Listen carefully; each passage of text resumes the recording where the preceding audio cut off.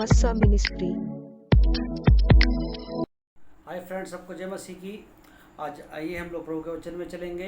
मेरे साथ निकालेंगे बाइबल की पहली किताब उत्पत्ति और उसका 7 अध्याय और उसका 16 वचन हम पढ़ेंगे।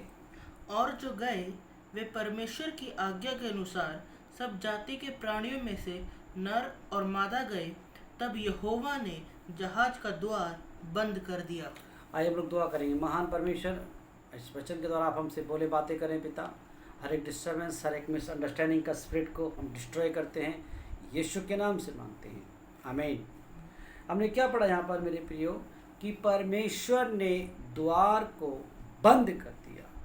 आज तक हम सुनते आए कि परमेश्वर हमारे लिए द्वार खोलेगा, परमेश्वर परमेश्वर हमारे लिए द्वार खोल, और परमेश्वर के खोले हुए को कोई बंद नहीं कर सकता। लेकिन मेरे प्रियो, कभी कभी परमेश्वर हमारी सुरक्षा के लिए द्वार बंद भी करता है। कभी कभी हमारे बेनिफिट्स के लिए वो द्वार बंद भी करता है। कभी कभी हम बुरी अभिलाषा में ना फंस जाएं, इसलिए वो द्वार बंद भी करता है। यहाँ पर जब पूरे पृथ्वी नाश हो रही थी तो परमेश्वर ने जो नूह को उस जहाज में, जिसको उसने पहले से बनवाया था नूह के द्वारा, जब वो सब चले गए और नूह का परिवार और नूह के साथ जो जानवर थे वो चले गए, तब नूह ने नहीं बल्कि परमेश्वर ने द्वार को बंद कर दिया, ताकि वो पानी जो दुनिया को डुबा रहा था वो नूह को छू ना सके। हालेलुया। मेरे प्रियो, परमेश्वर के जब जब आपके रास्ते बंद हो, कभी ना समझना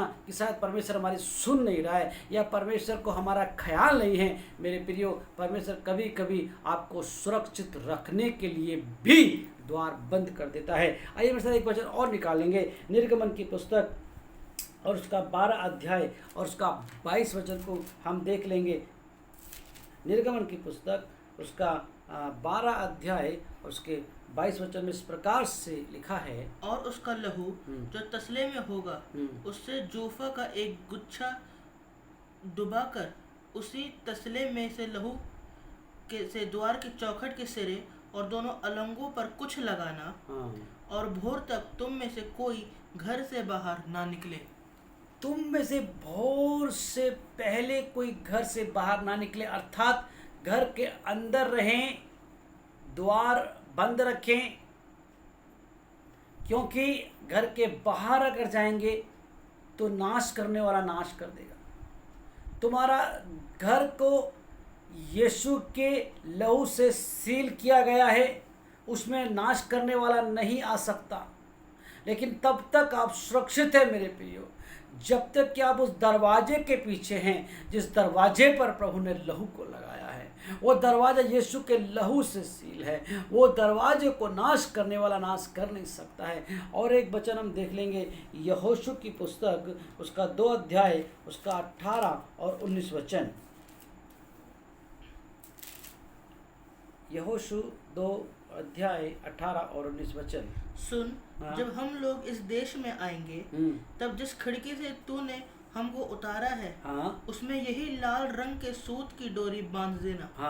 और अपने माता पिता, भाइयों वरन अपने पिता के सारे घराने को इसी घर में अपने पास इकट्ठा कर रखना।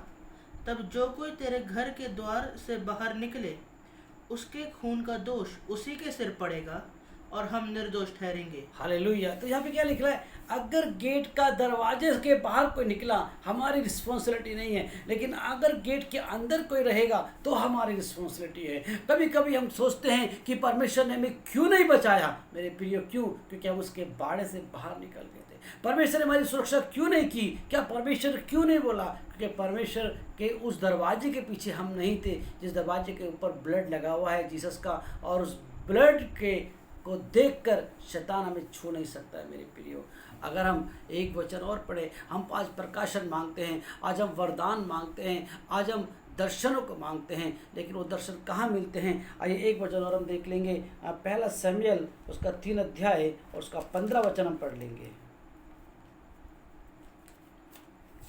पहला शमूएल 3 अध्याय और 15 वचन।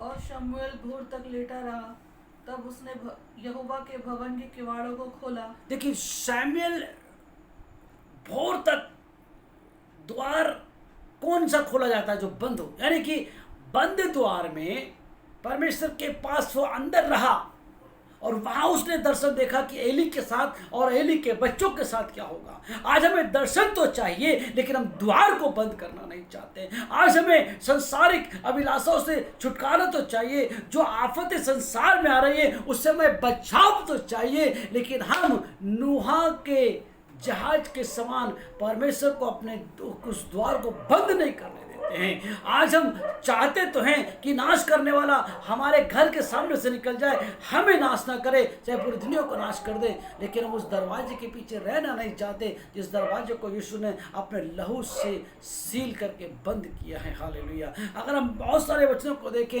एलिशा जब अपने एक जगह में गया, एक कोठरी में गया, वहाँ पे एक बच्चा लड़का मरा हुआ उसकी खाट पर पड़ा था, और ऐसा लिखा है कि एलिशा ने वो द्वार को बंद किया और उसके लिए प्रार्थना किया और वो बच्चा जीवित हो गया। एक बार की बात है, एलिशा के पास एक स्त्री आई और उसने कहा, ए प्रभु, एक मेरा जो पति था वो तेरा सेवक था, वो दास था प्रभु का, वो मर गया है और कर्जदार आए हैं और मेरे बेटे को लेके जा रहे हैं। एलिशा ने कहा, तू जा और एक काम करना, अपने पड़ोसन से बहुत सारे बर्तन मांगना और जो तेरे घर में थोड़ा सा तेल है वो दरवाजा बंद करना, और दरवाजा बंद करके उस तेल को डेलना शुरू करना और देखना वो सारे बर्तन भर जाएंगे और उसको बेचकर अपना निर्वाह करना। मेरे प्रियो, वहाँ पर एक इंपॉर्टेंट बात क्या बोला? इंपॉर्टेंट बात बोला, अपना पूरा फैमिली को घर में बंद कर लेना और दरवाजा बंद कर लेना और तब तेल को डेलना। मेरे प्रियो, कभी कभी हमारे रास्ते जो बंद होते हैं वो हमारी ऊंचाइयों के लिए है। ओ यहोशू को लगा, ओ मूसा मर गया, सारे रास्ते बंद हो गए, लेकिन वहीं से हालेलुया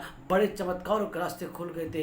एक बार मूसा को लगा कि मेरे फिरौन का राज, मैं फिरौन नहीं बन सकता हूँ, अब तो मेरी पोल खुल गई है, लोगों को पता चल गया मैं यहूदी हूँ, मेरे सारे रास्ते बंद हो गए, अब मैं रेगिस्तान में पड़ा रहूँगा, कोई उम्मीद नहीं है। लेकिन मेरे प्रियो, क्या हुआ वहाँ पर? क्या हुआ वहाँ पर? जब मूसा चला गया, कोई उम्मीद उसे नहीं दिख रही थी, और जो काम उसे मिला वो करने लगा। एक समय आया, परमेश्वर ने उसको मिस्र में परमेश्वर जैसा बना दिया। यूसुफ को लग रहा था, ओ मेरे खुशी के रास्ते बंद हो गए, मेरे आनंद के रास्ते बंद हो गए, चारों तरफ ब्लॉकेज ही ब्लॉकेज, भाइयों का प्यार नहीं है, पिता की देखभाल नहीं है। लेकिन मेरे प्रियो, वो रास्ते परमेश्वर ने इसलिए बंद किए थे कि बड़ा रास्ता खुल नहीं पाए। हालेलुया। हम चाहते हैं हमारे लिए बड़े रास्ते खुले, लेकिन जब छोटे रास्ते बंद होते हैं तो हम डरने लग जाते हैं। आज मेरे प्रियो, परमेश्वर चाहता है कि जब आपके रास्ते खुले हों आप धन्यवाद करें, आपके रास्ते बंद हो आप धन्यवाद करें, क्योंकि जब परमेश्वर अगर आपके साथ है, आपके रास्ते खुले हों तो आपका बेनिफिट है, अगर आपके रास्ते बंद हो तो भी आपका बेनिफिट है। आइए हम लोग प्रार्थना करें। महान और जिंदा परमेश्वर, जो भी हमारे साथ होता है वो एक भलाई को उत्पन्न करता है, जैसे यूसुफ के साथ हुआ, जैसे मूसा के साथ हुआ, जैसे यहोशू के साथ हुआ। हम तो चाहते हैं कि भलाई भलाई होती रहे, लेकिन हम भूल जाते हैं कि जब हम आपके साथ चलते हैं हमारी बुराइयों में भी हमारी भलाइयां छुपी होती हैं। हालेलुया। प्रभु अपना अनुग्रह, अपनी दया अपने बच्चों पर करें, यीशु के नाम से मांगते हैं, आमीन। God bless you.